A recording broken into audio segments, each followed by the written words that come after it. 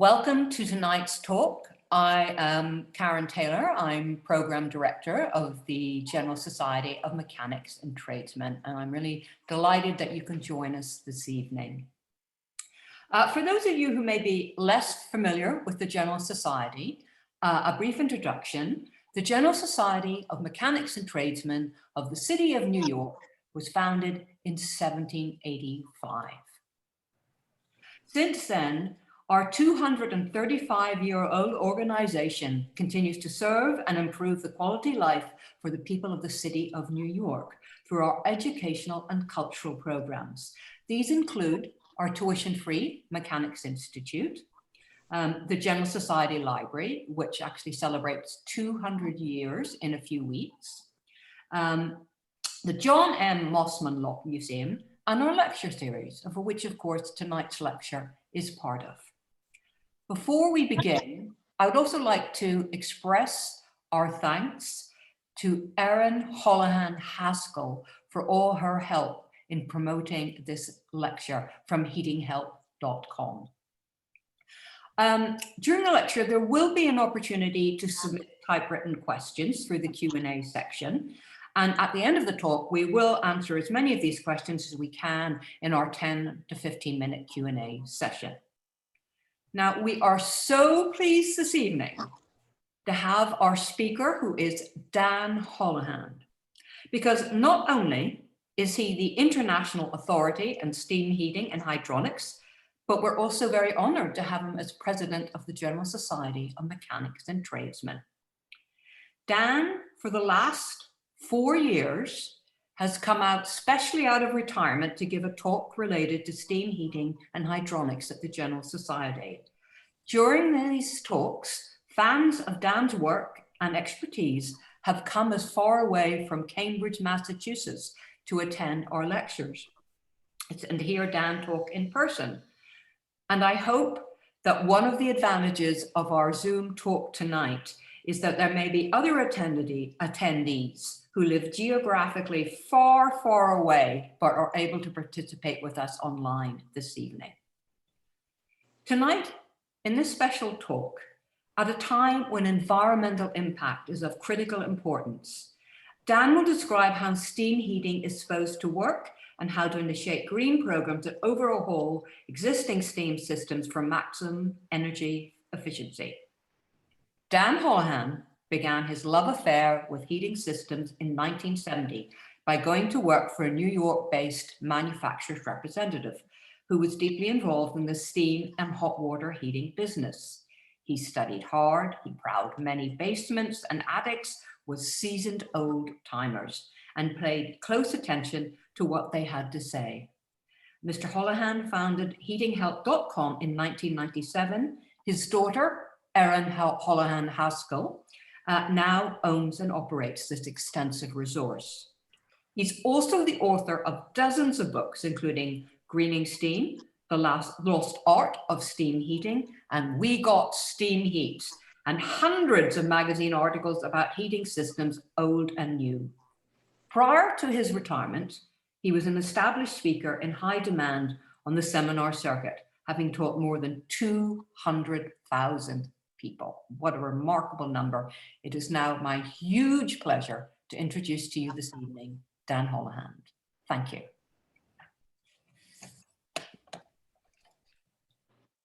Thank you, Karen. So good to be here. Thanks everybody for coming by. When I was a young fella, I got very interested in steam heating, mainly because there was so much of it, and just about everybody I asked about had no idea. They thought that the banging and the spitting and the high fuel bills were normal.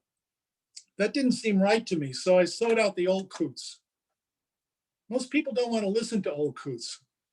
And thank you for listening to me, by the way. But I wanted to listen to them. So I went out looking for them. One day I asked this old fella to teach me. I want to learn about the steam, I said. He smiled and said, Dan, you already know all that you need to know. You just don't know that you know it. Huh?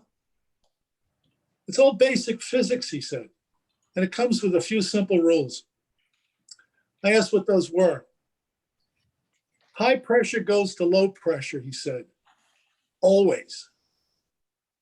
Well, I knew that because I owned a bicycle pump when I was a kid.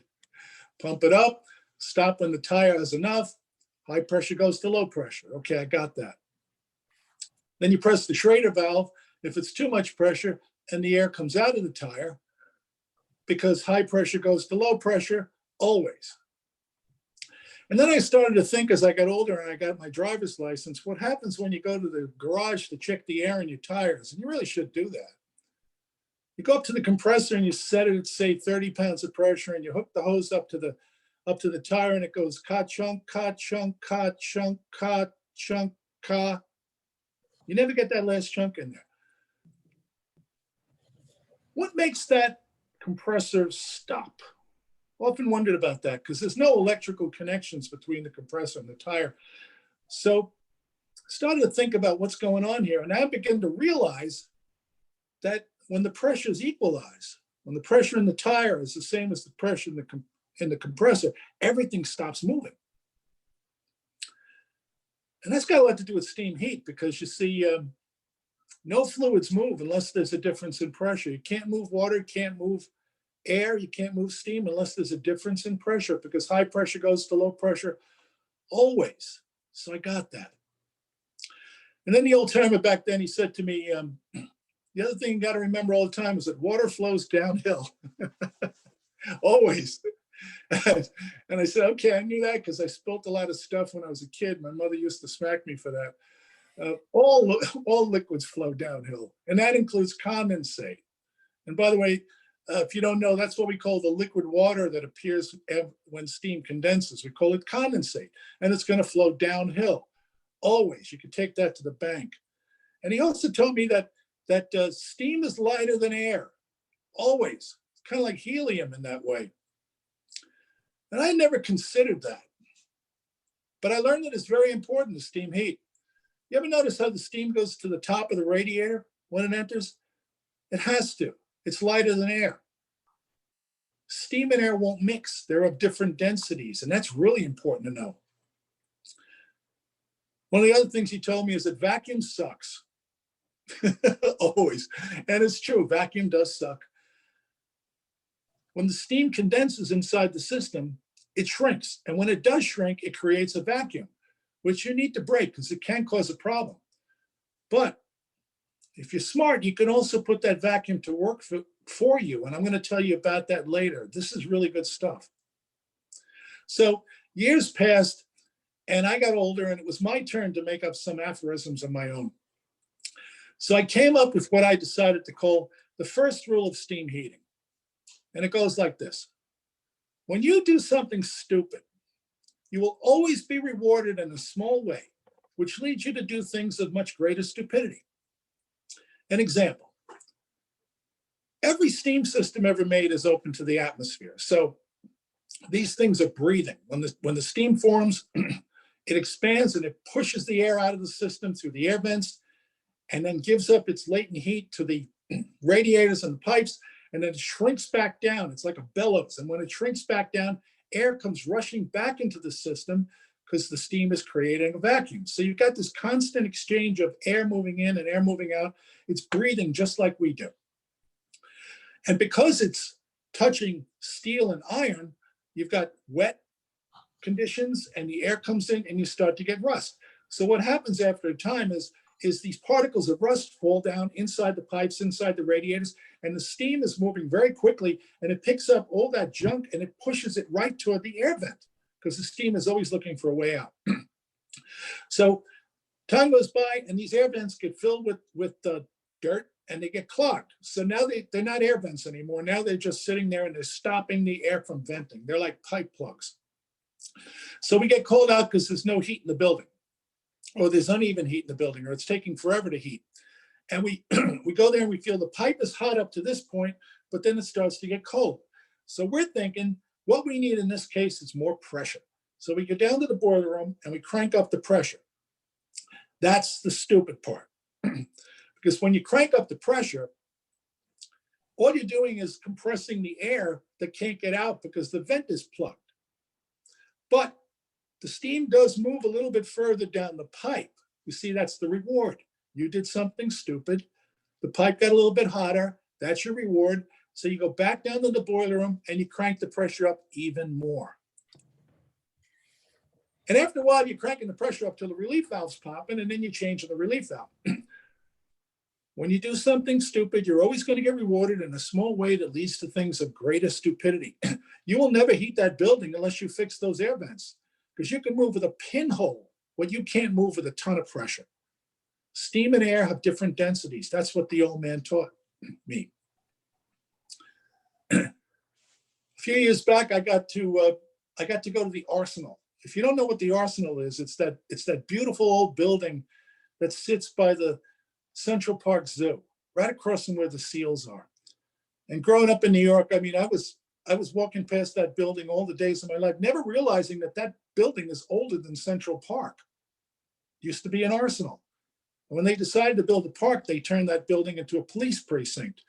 And then it became the Museum of Natural History while they were building the real Museum of Natural History on Central Park West. And then it became a police precinct. And then it became the Weather Bureau. And then it became Robert Moses' office. And then it became one of the Parks Department buildings. And it's one of the 2 Parks Department buildings in New York that runs on Con Ed steam. And some friends that work for the Parks Department asked me to take a look at it because it was taking 2 hours from when they turned the steam on for the steam to get to the top of this building, which is only, what, 4 or 5 stories? Not even 5, maybe 4 stories tall. 2 hours. So I went there and we met, and we started at the pressure reducing valve station where the steam comes in from the street.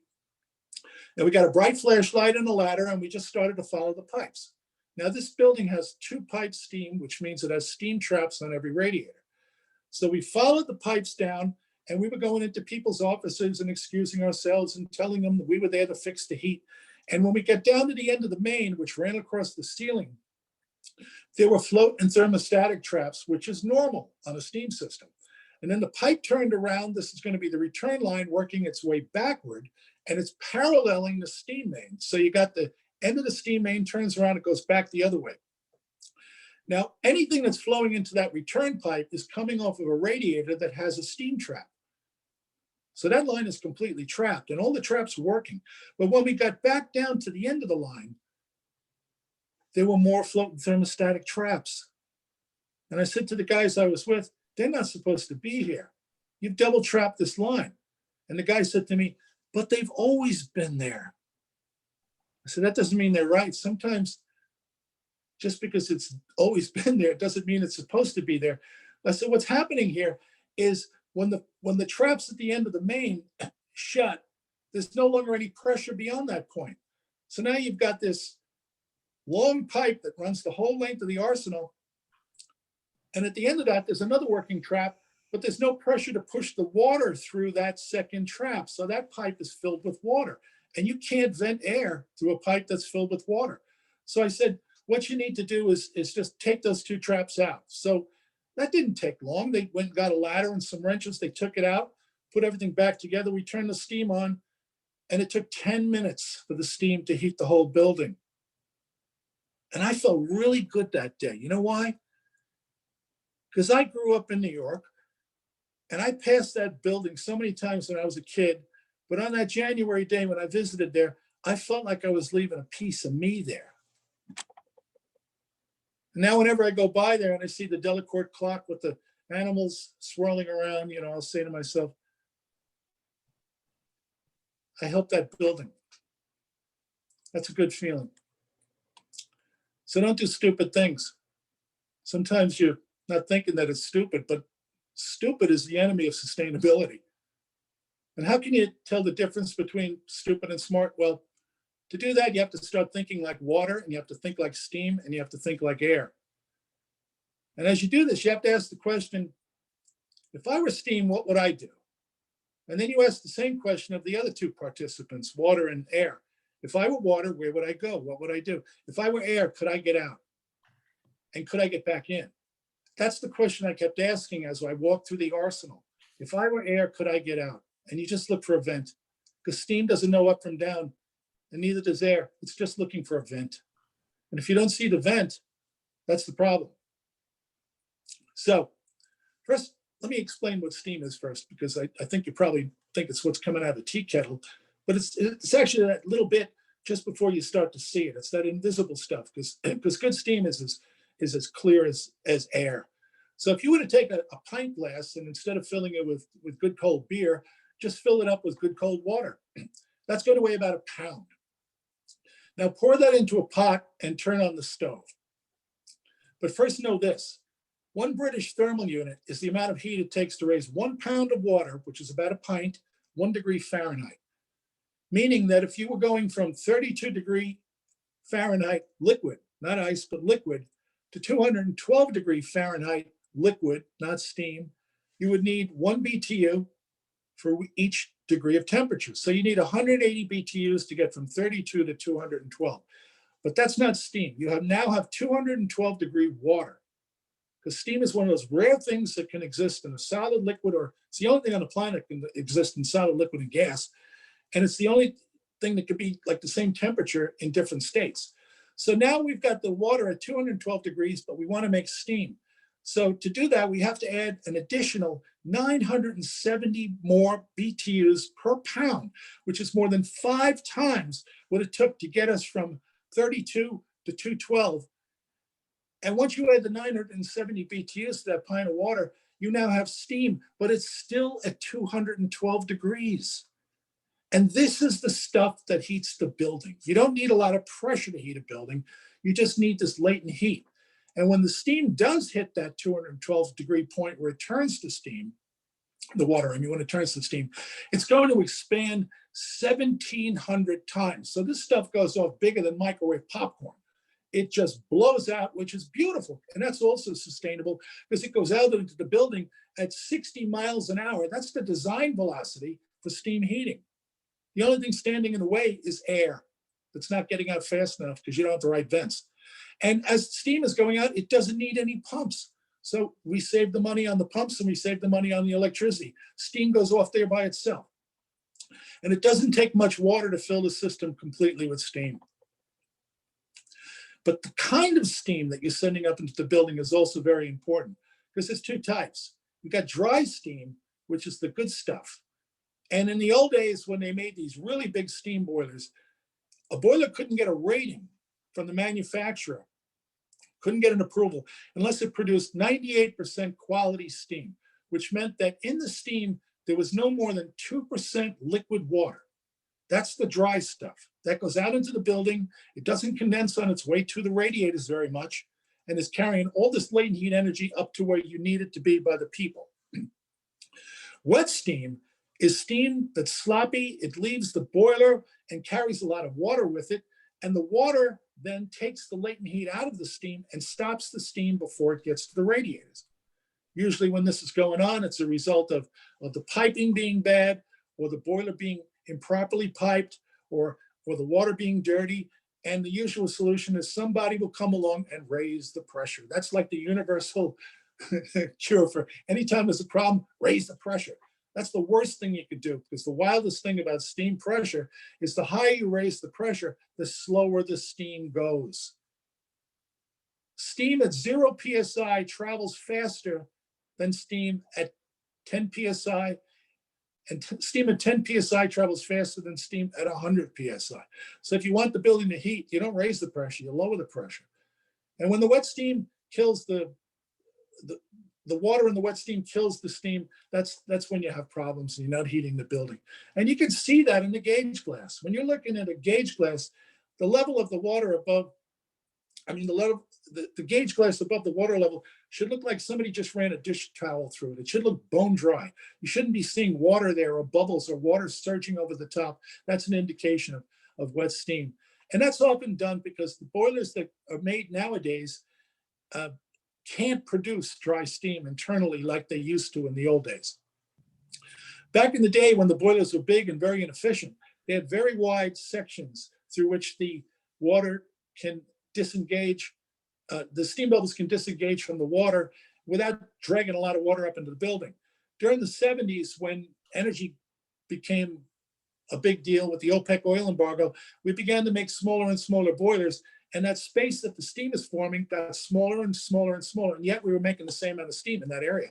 So that led to water being carried off into the building. And the way around that is you really have to follow the manufacturer's instructions, because they're all tuned into it these days. They weren't so much in the 80s, but now they are. And you've got to pipe it in a way that the boiler manufacturer says, because the near boiler piping, that stuff in the boiler room, is going to separate the water from the steam. So if they tell you you have to be so many inches off the top of the boiler before you go into the boiler's header, take that seriously, because they really mean that. And the people that really are good at steam heating employ what's called a drop header, which is where you come out of the top of the boiler and you go up as high as you can, and then you turn and you come down and you place your header at a lower level, and from the header you pipe it off into the system. This height that you're giving the steam allows the water to drain back into the boiler. And if you visit heatinghelp.com and just do a search on drop headers, you'll see photographs of these and plenty of discussions on how it's done, and that the people that are very best at steam are doing this. The modern fire tube boilers that are round, this is boiler like you see in an apartment house, they're smaller as well. So if you think of the water being at the top of a circle, as you raise the water line, that space that the steam has to disengage becomes smaller. Common sense. So how we pipe these things is very, very important. And also the piping in the building. Steam can go two ways. You could have parallel flow. That's where steam is traveling in the same direction as the condensate, or counterflow, which is what we have in one pipe steam heated buildings, where the steam's trying to go up a pipe as the condensate is trying to come down a pipe. So when you look at this, you say, if I were steam, what would I do? If I were water, can I get out of the way of the steam? And if their apartments are not heating or the offices are not heating, I look at stuff like that. Think about the arsenal. Look for things that shouldn't be there. Think about air. If I were air, could I get out? And notice too, on all these old jobs, we had asbestos, which used to be a nice thing. It was the magic mineral. Love it. And asbestos was something that we learned could kill us. Asbestos could kill us. So we want to get rid of that. And often when we get rid of that, we find out, oh, it's wonderful now, the basement is warm. So let's not insulate the pipes. But when you remove the insulation off the pipes, the heat loss of that pipe increases by 5 times. So suddenly the piping in the basement, the risers, anything that had asbestos removed becomes a radiator. And the boiler is the same size. So you effectively, by removing the insulation, undersize your boiler. And then we wonder why we have no heat up on the 5th floor. It's because the heat's in the basement. Didn't used to be in the basement, used to be on the 5th floor. Take the asbestos off, the heat's now in the basement. See? And what's the solution to that? Most knuckleheads will go and raise the pressure, which just makes the boiler run longer. And that might be enough to get the heat up to the 5th floor, but a tremendous cost in terms of fuel. So insulate pipes, supplies and returns as well. Even though the returns don't have steam in them, they've got water. And the cooler that water gets, the more corrosive it gets, because when we boil water, we get carbon dioxide coming out of the water, and that forms carbonic acid, which is what eats through steam pipes. So insulate the pipes. And don't exceed the carrying limit on any of those pipes. And that information you can get in books like The Lost Art of Steam Heating or Greening Steam, or just go on the wall at heatinghelp.com, which is the bulletin board on the site. Very, very well visited by many very smart steam people. And you can ask questions there. If I want to add or move a radiator, what do I have to know? How much can I add to this line? Speaking of which, the load. Steam is a gas that desperately wants to be a liquid. On the planet Earth, it's not normal for steam to be a gas. And steam, when it leaves the boiler, is coming in contact with all that cold metal. And it has to take that metal from the ambient temperature up to steam temperature. And that's going to use a lot of energy. And we call that a pickup factor. So in addition to what the radiation is condensing, the pipes are also condensing. So when we size a replacement boiler, we have to be very cognizant of how much radiation is out there condensing steam. So unlike with a hot water heating system where we do a heat loss on the building, with steam, we generally measure the radiators, because the boiler's ability to produce steam has to match the system's ability to condense steam. And nowadays, when we look at boilers, you really can't replace the steam boiler by looking at the boiler that's there because it could be wrong.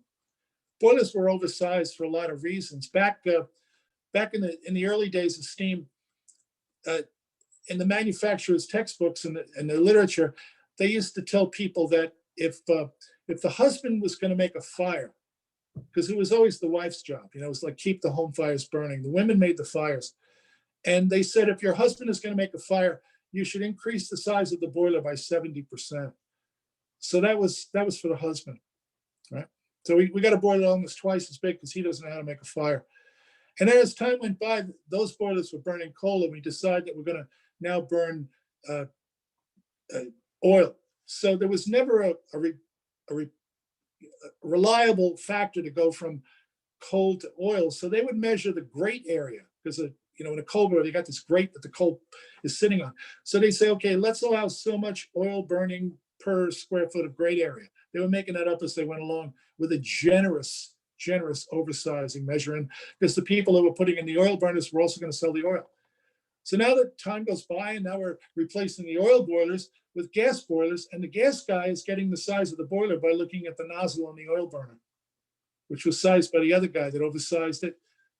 And then go back to the husband who didn't know how to make a fire. So you see we get in trouble. So it's best to measure the radiators and then add a suitable pickup factor.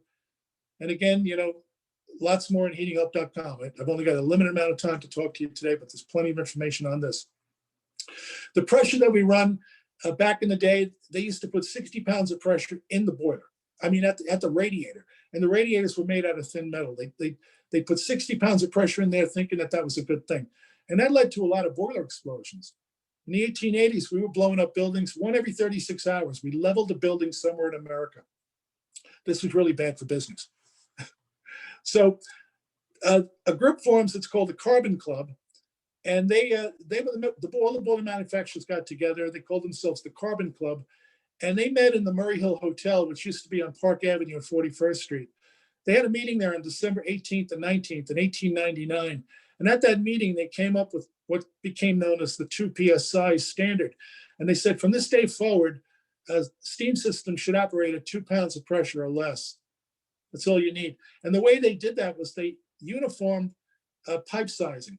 So they said, everybody's going to use these pipe sizes for this load, this pipe size for that load, and everybody's going to follow the same rules. So they leveled the playing field where contractors could no longer compete by using higher pressure. And that was what made steam safer, much safer. Many of the boiler explosions stopped after they came up with that in 1899. And this is why the Empire State Building, which does have Con Ed steam and a vacuum system, but the highest pressure they run there, like on the coldest day of the year, is about 1.5 pounds. And that's the Empire State Building. So if you're living in an apartment building and they're running it at 10 pounds, something's wrong. Probably the air can't get out. So the boiler's full of water, or not full. It's, we live in space to make the steam, but you shouldn't need much fresh water if you're returning all the condensate that's coming back. If there's leaks in the system, fix the leaks. Don't just start putting chemicals in there, because the chemicals get a little touchy. If the mixture's not right, or if you're not treating something that needs to be treated, if you're just throwing chemicals at it because the stuff you bought at the supply house is a cool name, then you're liable to get yourself more problems than you had in the beginning. You're liable to get the pH wrong. It's supposed to be somewhere between 7 and 9. If the pH gets too high, if it gets up around 10, corrosion is impossible at a pH of 10. But what happens on the flip side is the water will begin to foam at a pH of 11. And foaming is what happens when you get these very, very tough bubbles on the surface of the water that don't break. And it's kind of like what you see in a hot tub when you turn the jets on. The hot tub pH is typically kept pretty high because people sitting in the hot tub are adding their own particular brand of acid, by not getting up and go to the bathroom. They just do it in a hot tub. However, if the boiler begins to foam like a hot tub, all that water is going to get carried up into the system by the steam, and that's going to give you very, very wet steam, which is bad stuff. And you could see that in the gauge glass, the wet steam. So again, it should look dry above the water line. If it's soaring in over the top, something's wrong with your water. And as I said, if you ask that question, if I were air, could I get out? Walk the pipes, look around, and see if you can get out, and be nosy. I've done that in every building I've ever visited where I was trying to figure something out. It's good to be nosy. It's a great way to get into people's apartments and see how they decorate. So get out there and wander around. It's good to be the heating guy. And know that main vents are aptly named because they vent the main, the big main horizontal pipe that goes out.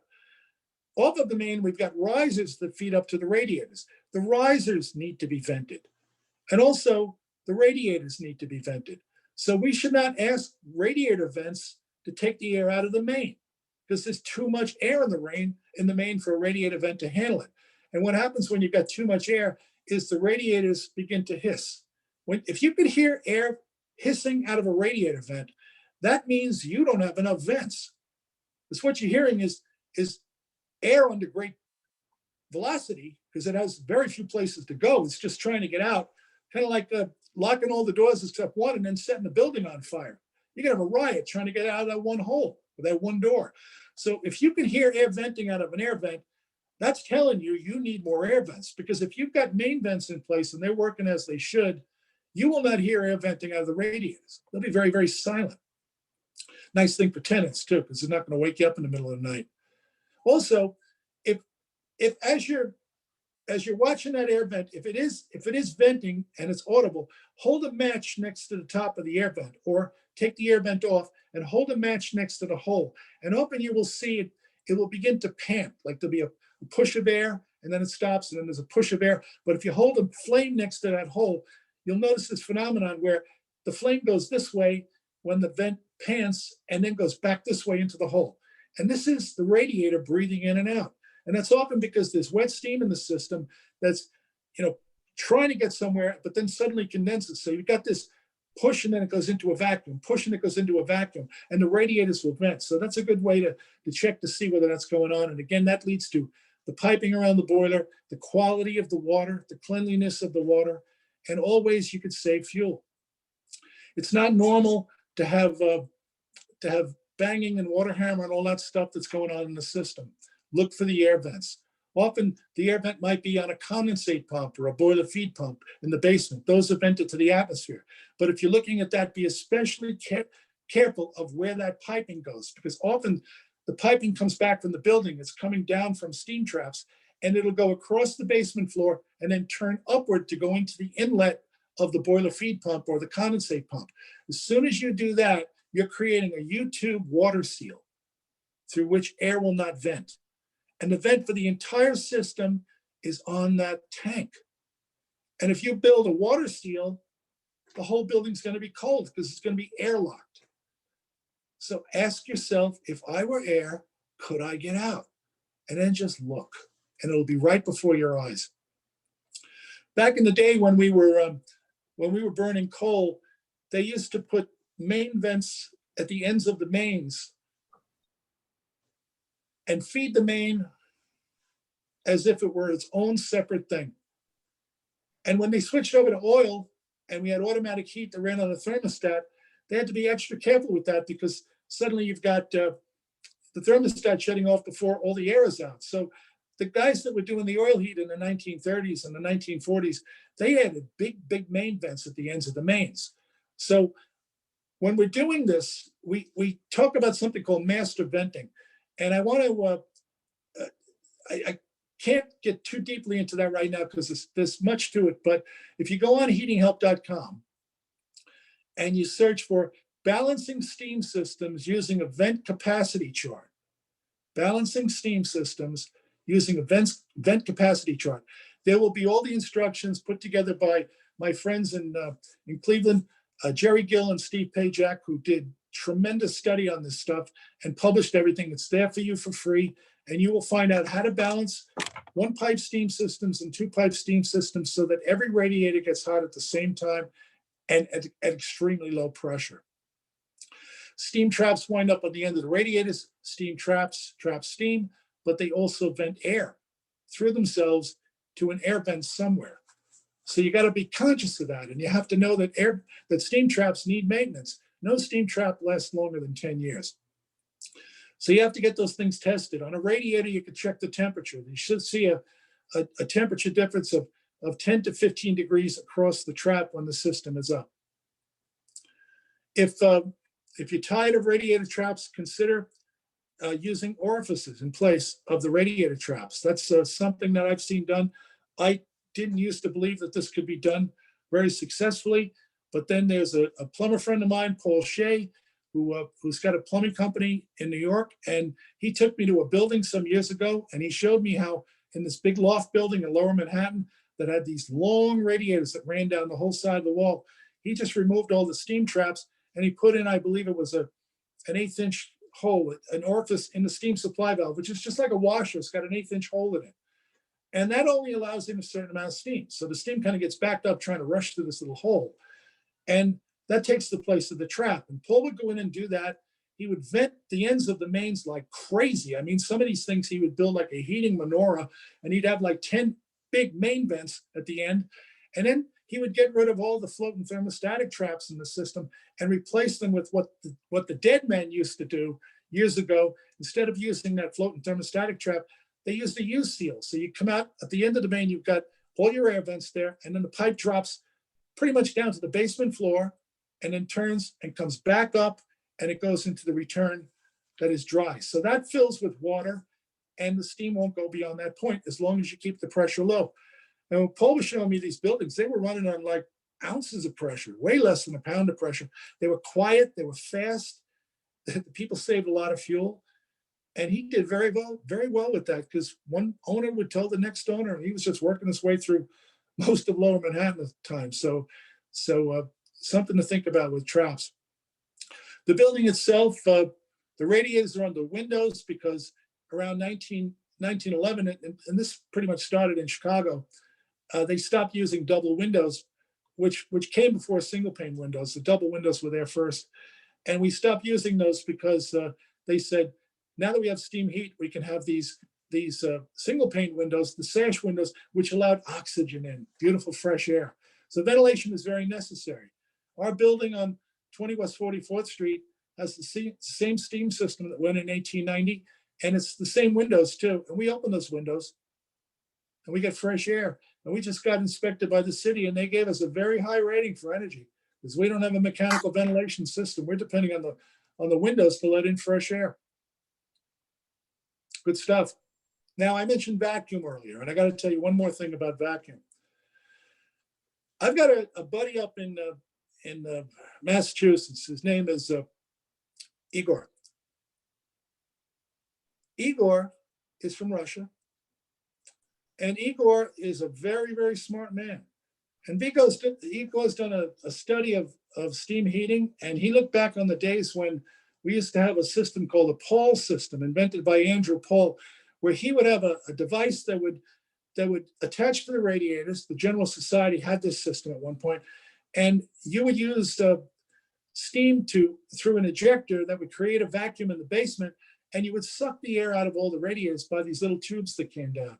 So this captivated Igor, and he decided that he was going to experiment with this, and he invited me up to look at what he was doing, and I was astonished because what Igor is doing is, he calls it next gen vacuum heating. And I think this is something that everybody needs to look at, because steam in a vacuum is not 212 degrees. It's not 215 degrees. It could be down like 150, 160 degrees, depending how deep the vacuum goes. So Igor gets a little vacuum pump like you'd pick up at Home Depot or Granger or someplace like that. And he's got plastic pipes coming back from the radiator, clear plastic tubing. And he sets the boiler up, and he starts the vacuum pump before the burner starts. And the vacuum pump creates this deep, deep vacuum throughout the whole system. Then the burner comes on.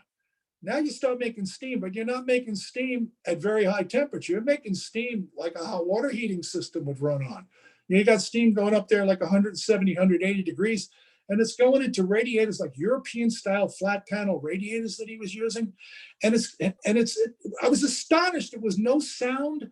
It was fast because it's steam going into a vacuum, and everything would get hot, and it's all running at low temperature. And the best part was, I'm giving you a real brief explanation of all this, but the best part was that the burner shuts off, the heat continues to go up because it's chasing this vacuum. And then as the vacuum starts to die off, instead of the burner coming back on, the vacuum pump kicks in again, drops the pressure, and you start to make this low temperature vapor steam again.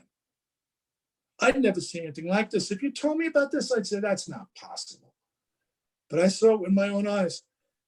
And the stuff that he's done, this saves 35% on retrofit, 50% on a new system. And if that ain't sustainability, I don't know what is. So what I would suggest is go on heatinghelp.com when we're done, and just in the search engine, look for sustainable steam. Because Igor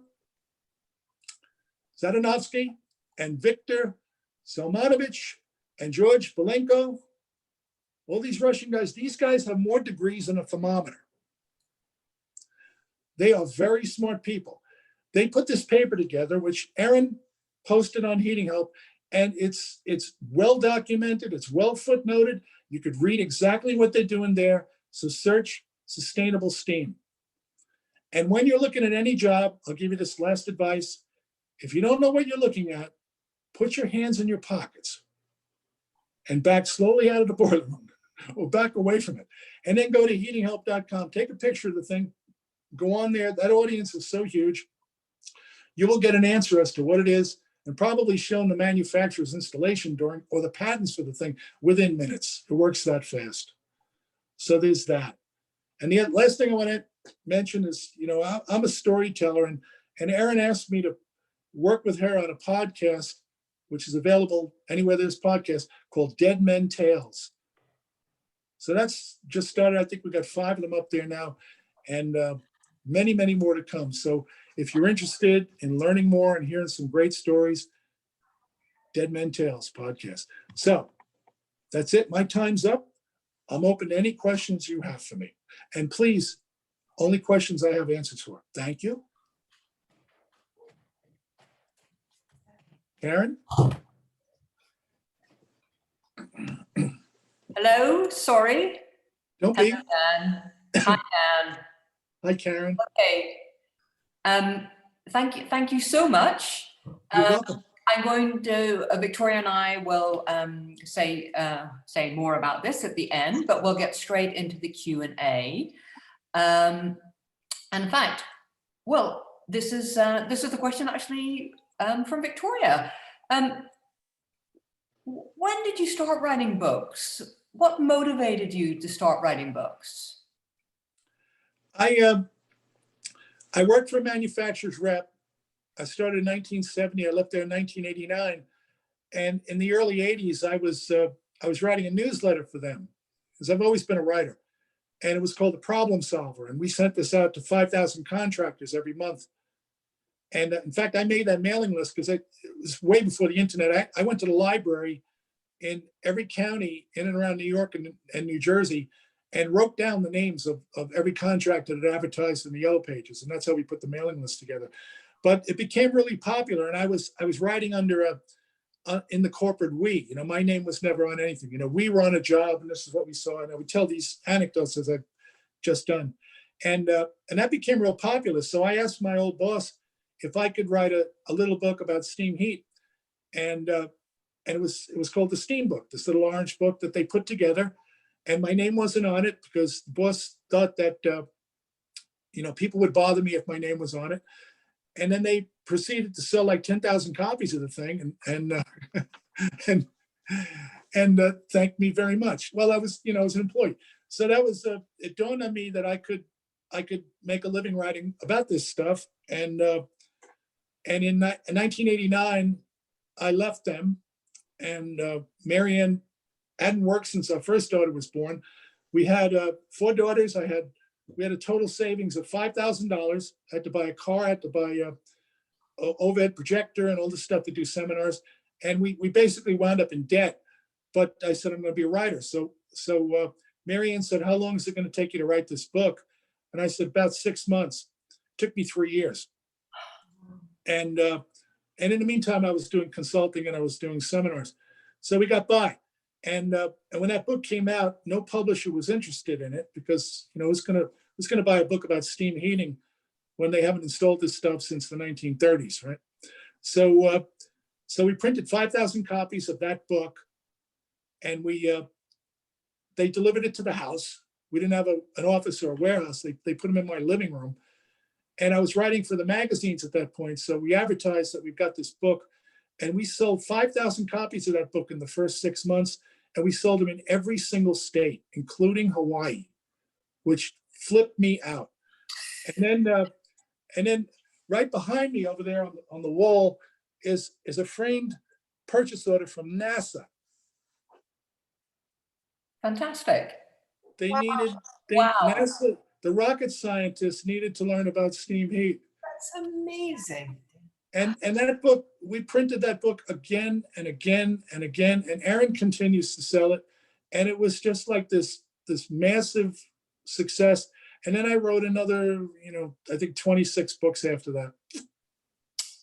Wow. So, but why I did it? Well, I had to feed the family. That's why I did it. Plus I loved it. I loved every minute of it. And I met so many wonderful people along the way who taught me so much, because it was just me reading old books and going to old bookstores and just talking to the old coots and, really spending time asking them questions until finally, I got it. I got it. Once I got it, I'm not an engineer, and but once I understood it, I felt I could explain it. Well, you've done that prolifically, and what knowledge and expertise you have to share. Just a couple of practical things for the audience. One, if we prefer you don't use the chat, if you just use the Q&A. And two, raising hands are sort of harder to see. We really need you to type your question in. So if you wouldn't mind doing that, thanks so much. But we have quite a few questions, so I'm going to start on those. And in fact, I'm going to use, this is from Aidan Madery. Are there any steam systems that use a fuel other than oil or gas, like steam generated by electricity? Yeah, but that's on a huge scale. That would be district heating. So, for instance, the Coors Brewery in Colorado has the most efficient cogeneration plant in the world, because they make electricity for the whole town and for the factory, and they make high pressure steam, and that's to make the beer. And then the brewery itself is the condenser for that huge boiler complex that they have, and they're making electricity by burning coal, and they're using the steam to make beer. So, but you see that on larger scales. Con Ed makes steam, of course. The plants that are making the steam are not making electricity, but on Heating Help, there's a cool a picture of 90 men having a luncheon inside one of those Con Ed boilers. They were the engineers that commissioned that boiler. It's from a magazine in 1930, and 90 men have lunch inside the boiler. Search that. It's a great picture, and the story in there is just wonderful. It sounds fantastic. Yeah. I must say, one thing about this format is you feel like you're speaking directly to me, and I'm sure everybody else feels that. So this is terrific. This is a question from one of our attendees. In old Manhattan residential buildings, how can you control the heat within the apartment? The heat can be quite dry. Also, how can you add humidity to the room to eliminate the dry heat? The second part first. They're back in the old days, they made these galvanized pans that would hang on the back of the radiator or on the front of the radiator, and you just put water in it, and the heat of the radiator would cause the water to evaporate. You could also just put a pot of water on top of the radiator, and that will evaporate as well. Or you could buy a relatively inexpensive humidifier, that's what we do here on Long Island. Right. Okay. And to control the heat, it's going to depend on whether you have one pipe steam or two pipe steam. One pipe steam, you could use a thermostatic radiator valve that goes between the radiator's air vent and the radiator itself, and that will keep the radiator from overheating. So it's an alternative to opening the windows. on two pipes, and that's something any handy person could do themselves.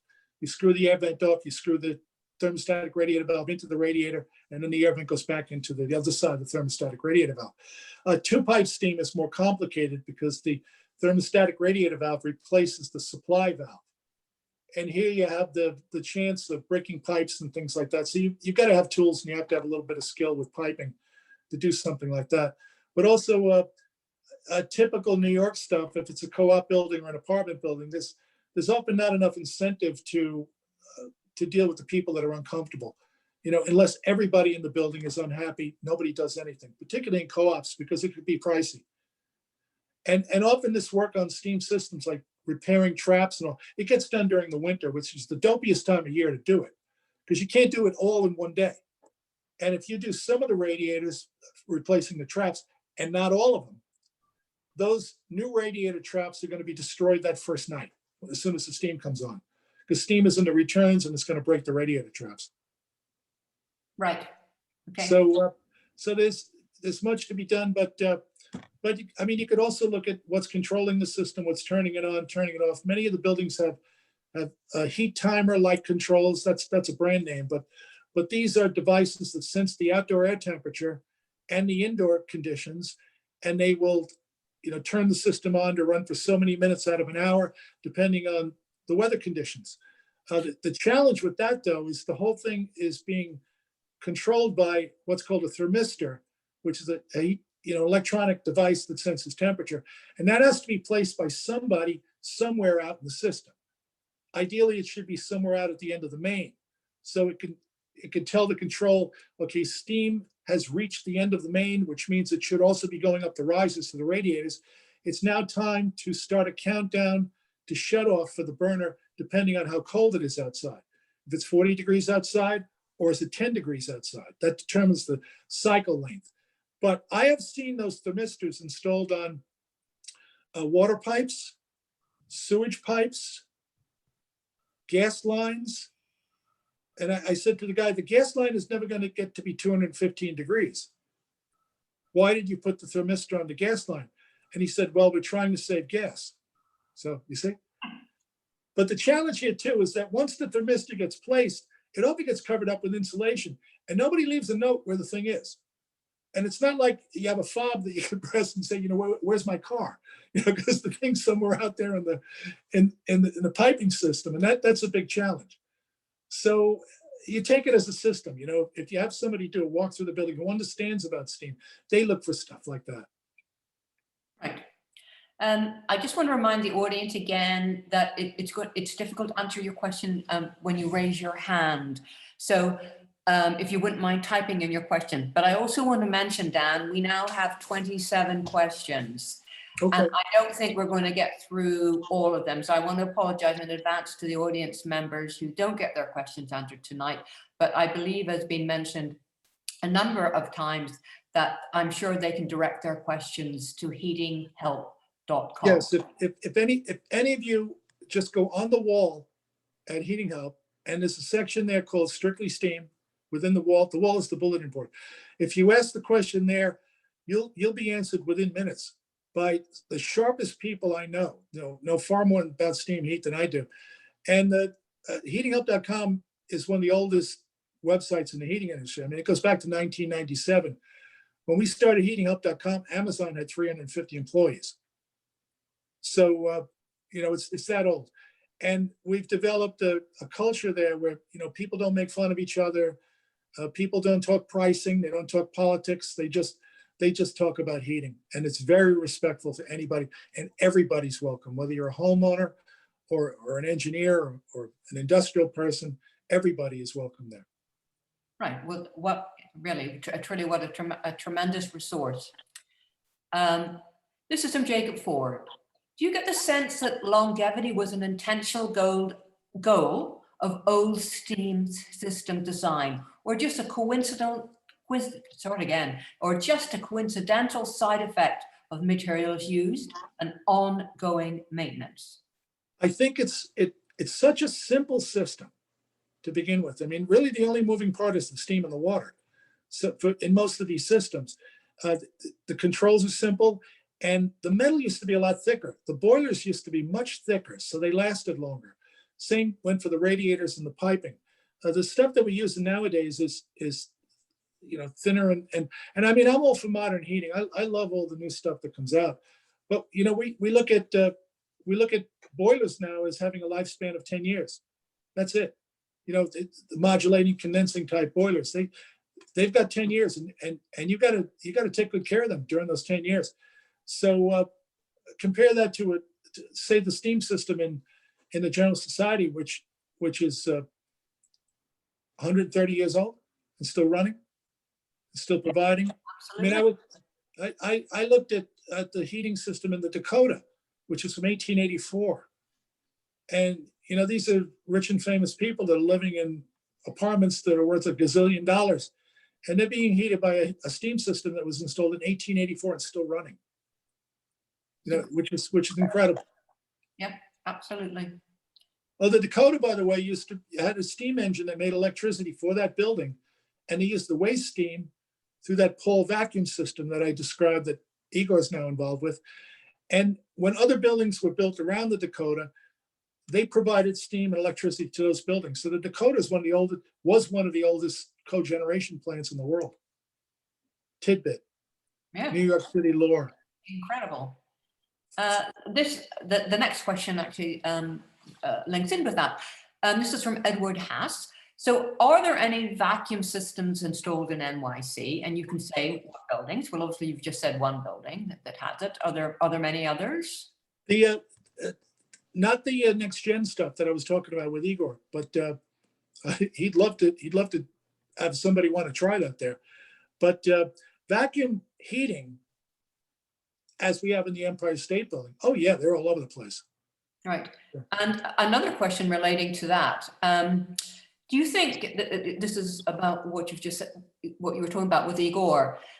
Does just reverse engineering the VariVac system, which was used by Dunham Bush throughout the country, yes, and is it still being used today in new buildings? I don't believe in it's being used in new buildings. I think that's a business that is just strictly maintaining and replacing parts in the buildings that it exists in. I haven't heard of anybody putting it out into a new building. Right. That is what my years ago when I worked for the manufacturer's rep, we sold a lot of steam stuff, and I said to my boss, "How long can this go on?" And he said to me, "It's a profitable non-growth business." And I said, "We sell air vents by the truckload." And he smiled and said, "The one pipe steam air vent." He said, "As long as there are painters, we will sell vents." Because they paint over the hole. And then the radiator doesn't get hot, and they have to replace the vent. So that we had that conversation probably in 1972, and the business goes on. So it's very long term. I mean, the city just announced that they're going to NYCHA is going to get rid of the steam, and they're going to put electricity. They're going to electrify all the city housing, which is going to be interesting to watch, because I'm not sure that the buildings have enough wiring to do that, and I'm not sure that Con Ed has enough electricity to do that if the whole of New York City goes electric. I mean, as it is now, we shut off the air conditioning during the summer, right? Imagine if we had to shut off the heat. It's certainly very interesting choice. Yeah. And again, we got a General Society got a very high rating in terms of efficiency on that, because we don't have a mechanical ventilation system, so we have no fans running. We have no pumps moving water around. We've got this very old, very efficient steam system that's quiet, silent, and balanced. Dan? Yeah. That's because of you and your involvement. When you came here in 2015, it wasn't as perfect as it is now. So thank you. You're welcome. That was all you. So. Well, that's because you people are irresistible, and when I visited that building, it was like having a blind date with a building, and it was love at first sight. So, and for those of you that don't know, Victoria's been coming to the building since she's how old? 11. 11. Victoria is a past president of the General Society, the only woman to hold that office since 1785. And she's my mentor as the current president. And her dad was the president. 19 So it's a beautiful thing, the General Society. It really is, and it's all, as I always say, collective contributions, 235 years of collective contributions, and everyone made a contribution, all of the people that have come through. So, and again, Dan, I can't say enough when you arrived on the site. For those of you listening, we had gotten a quote to revamp our steam system, and like manna from heaven, Dan, after much urging from people that have said, oh, you need to meet Dan Holohan, he would love this building. And, you know, I heard it for years, and I finally said, I need to meet that Dan Holohan. And he reviewed what we were going to do. It's very serious, actually. It was a good firm, and Dan said, do not do that. That will harm your system and have an adverse effect. And this does go on. So it is important for everyone to do their homework. And I can't say enough about heatinghelp.com. I am not from the heating profession, but I do love seeing those exchanges in terms of how people passionately answer questions. And they really, it's very academic in the best of ways. So yeah, I urge you to go to that resource. And just so everybody knows, what we did in the General Society building was we brought it back to 1890. So we took out the stuff that people had put in over the years that shouldn't have been there. So it's again it was like the arsenal, you know, traps that are in the wrong spot. So we basically put the whole building back to 1890 when it was new, and it runs like it ran when it was new. So this is magnificently sustainable. You don't have to spend a fortune either. I mean, we did that with very little expense. Well, again, thanks to you. And I learned that water hammer, I grew up in a New York City apartment. So when you heard all that noise, it meant the heat was coming on. And I grew to accept it. But I learned, of course, through Dan, that that's not normal. Yeah. Not to hear any noise. Yeah, and we have no water hammer at all now. We have no water hammer. Yeah. Good. Thank you. Next question from Sean Dresler. When you talk about wet steam, is that basically the same as carryover? It's, yeah, the carryover, which is often called priming, is when you get the steam dragging the water up into the building. Yeah, and that creates wet steam. So once it leaves the boiler, if it's got too much water in it, the liquid water will rob the latent heat out of the steam, and the steam will become water, and then it doesn't go anywhere. So yeah, that's caused by often dirty water, too much chemical, bad near boiler piping. You got to follow the manufacturer's instructions for installation with these modern boilers, because the piping separates the water from the steam. The boiler used to do that internally. It can't do it anymore. Michelle Guterres asks, I'm trying to find sustainable steam in spiral bound. Any ideas? I'm sorry, I missed the. I'm trying to find sustainable steam in spiral bound. I don't know if she means a book. Oh, the Lost Art of Steam Heating. Oh, when Aaron bought the company in 2016, when I retired, Amazon became the publisher of the books. They make the books, and Amazon doesn't do the spiral binding. So sometimes you'll see it on YouTube. I mean, not YouTube, but eBay. You know, people will sell a copy on there, but we don't have the spiral binding anymore. Okay.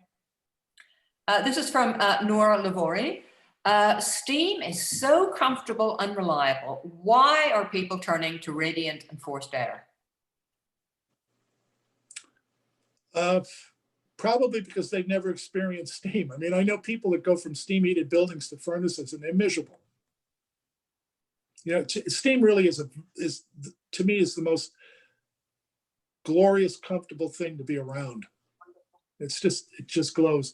And you know, people worry about the kids touching the radiators, but you know, I was one of those kids, and I only touched it once. Yes, that's true. So I wasn't a stupid kid, you know. And as I recall, I think my mother smacked me for touching the radiator, so it was double trouble.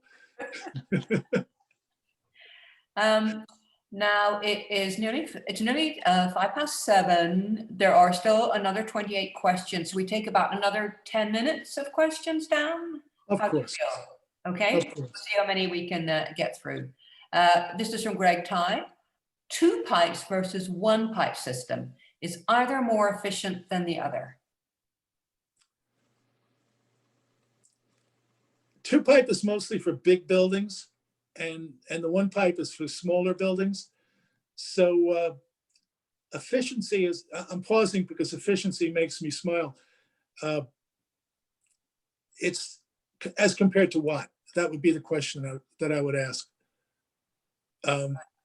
Because there's so many things that could make, like if you took two buildings, this one has 2 pipe steam, that one has 1 pipe steam, they could be as efficient as each other if everything as it should be. But you could plug 1 vent on either one of those systems and make it completely inefficient. So it's got a lot to do with who's taking care of the building. Right. Who's the super? Does he know what he's doing? If they bring in a contractor, does the contractor know about steam heat? So there's no easy answer to that. It's not like, yeah, this is better than that. Okay. This is from Phil Coakley.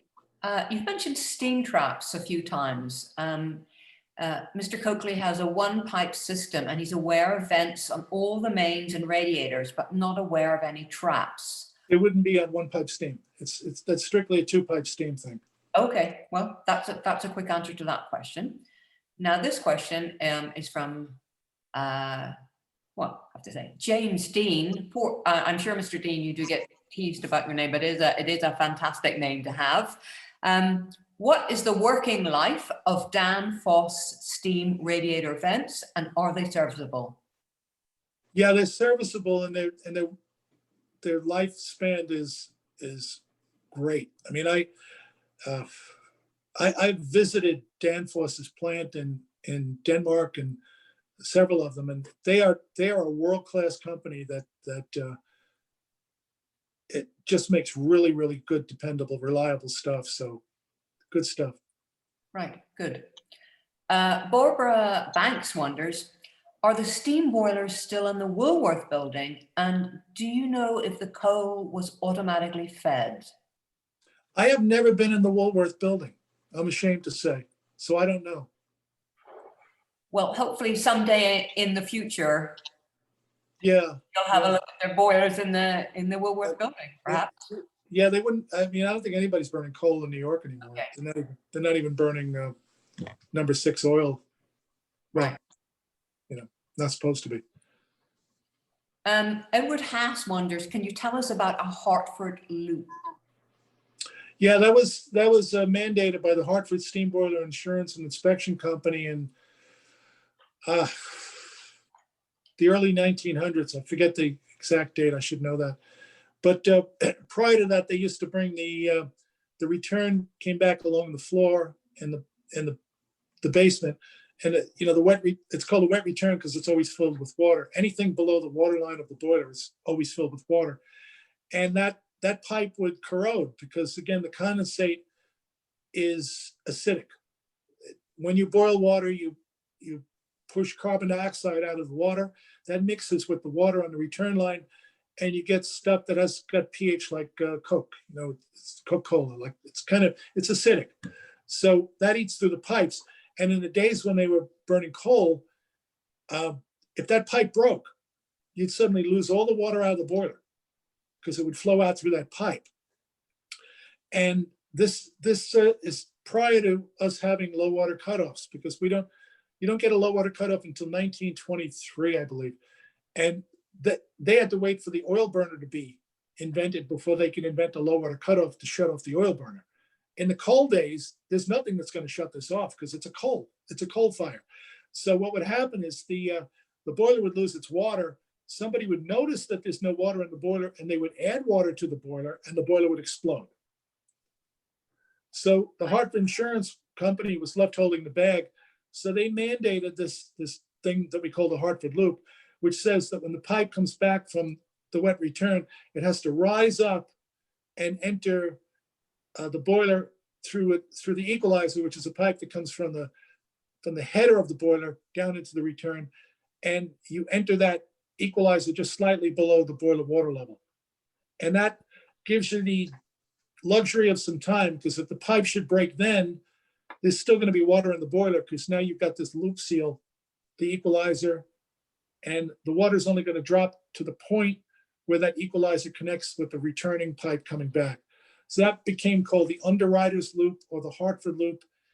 And these days it's still mandated. A lot of people say it's not necessary anymore, but I like to see it remain there, because there's still a possibility that the low water cutoff might not cut off, could be plugged or clogged or not wired, or it could fail. And the Hartford loop is a good insurance policy to kind of back you up should your low water cutoff not work. Right. This is from Jerome McManus, someone new to steam heat. Where would you recommend I start to understand and improve my system? Mine is gas powered. I would get the book that I wrote called We Got Steam Heat. I wrote that for homeowners. And it explains everything, how everything works, what could go wrong. And it's also got a lot of focus on how to hire, like what you can do yourself and what you should not do yourself, and how to hire a contractor that knows what he's doing, and how to know whether the contractor knows what he's doing, the questions to ask him. So it gets you away from the knuckleheads. Right. Okay. Yeah, so I would start with that, and that's on Amazon. It's also on heatinghelp.com, which goes through Amazon. So We Got Steam Heat. Right. Thank you. This is from Siri Dimtruck. Hello, Dan. What do you think about the Con Ed Steam Heating or Columbia University District Heating System and its future? It's the biggest in the world. It's the biggest steam system in the world, and it's relatively expensive. But when you factor it against what's involved in buying, maintaining, and feeding your own boiler, if you're not interested in that, it's a pretty good deal. I mean, we're on Con Ed at the General Society, but in our basement are two boilers that are 10 feet high, 10 feet wide, and 20 feet long. And the building was built around those boilers. They're not going anywhere. They're enormous. And those boilers were actually made on 34th Street, if you can believe that, right down the block from where Macy's is, and brought over. So we, rather than this before I was involved, but rather than try to maintain those boilers, which were coal, converted to oil, the society went to Con Ed. So the steam comes in and it's always there. And, they come around and they start it up in the fall and shut it down in the spring. So it's a matter of weighing one thing against the other. District heating is becoming very, very prominent worldwide, not with steam, but with hot water. And in Europe, it's particularly popular and growing like crazy and very exciting, because they're using other things rather than fuel. They're burning garbage. Most of Copenhagen runs off of a steam plant that burns garbage. They actually have to import garbage to burn. And there are other areas popping up where they will use solar panels, and they will store the heat underground during the summer, and then bring it back up through a district heating system. This is hot water during the winter. So the earth is a tremendous heat sink. So you take this hot water that's being heated by the sun, you stick it into the ground. It stays hot. And then when it gets cold outside, you just run the pumps, and it takes that hot water through that stored hot earth underneath and puts it into people's homes. So, there's so much going on. There's a Paris in the train system. They use the body heat of the people passing through the station. They also do this in Stockholm, and they put that heat into a district heating system to heat people's apartments and houses. The body heat. The Mall of America in Minnesota has no heating system. That entire complex is heated by bodies. So there's much going on in the world of energy that is not fuel-based. It's not oil, it's not gas, it's not coal. it's heat pumps, it's geothermal. I mean, I visited Iceland and no house has a chimney. I mean, nobody's burning fuel there. Everything's coming out of the ground. It's magnificent. Well, I think we're just going to take, and thank you, Dan. We're just going to take a couple more questions. This one's from Mark Chisholm. Do you plan to still be teaching your knowledge at the General Society? I truly hope so. Does that mean you'll come back for another lecture next year, Dan?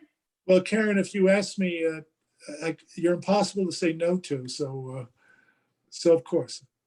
Then thank you, Mark. And this then will be our final question. Well, I'm going to take two. First of all, this is from Lev Chesnov. This will be a quick question to answer. My name is Lev. I've been in your seminar. Are you planning to translate your books to another language, Russian, for example? No.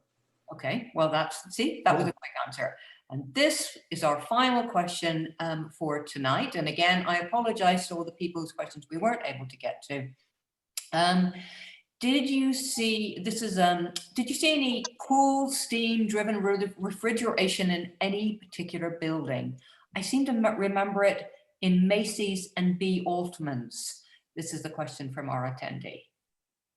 Not that I recall. And I've been kind of out of the loop for the past almost 5 years now anyway. So, and especially for the past year, I've been sitting here in this room. So not that I recall, but I should go look at something like that. You've all been wonderful. Thanks for hanging out with me. Again, as I said, we obviously could have been here for hours, but as I say to the audience members whose question was not answered tonight, some of the questions we'll be able to print out, and I will send them to Dan. But really, as been mentioned, heatinghelp.com will be the best resource to get the information to those questions. Absolutely. And I can't see any of you, but I'm imagining you're the best looking audience I've ever spoken to. So thank you for taking care of yourself. I think that's completely true. And Dan, I just want to say thank you so much. It's just terrific. It really is a very special thing when you come back each year, and really you are the font of all knowledge on steam heating and hydronics. And it's so very, very generous of you to share your knowledge with our audience. So thank you very much. And I'm sure Victoria would also like to say a few words. Yes, thank you.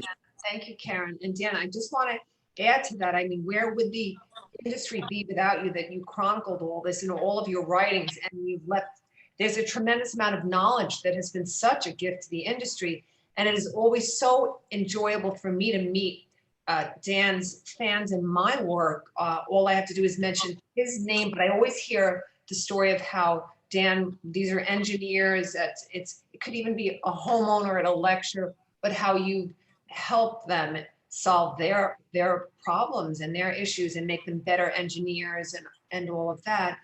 And I do want to acknowledge some of our faculty that might be on the call tonight and were part of our STEAM team. John Cattaneo joined us tonight, Alex Weiss, Joe Marciano, so they were on the call, and they teach, as many of you know, at our Mechanics Institute.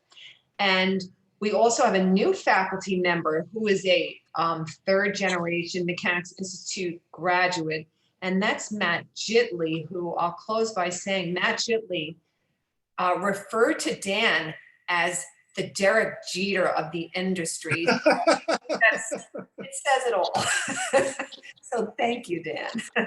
Thank you. I've always believed that the reader's more important than the writer, because I already know what I know.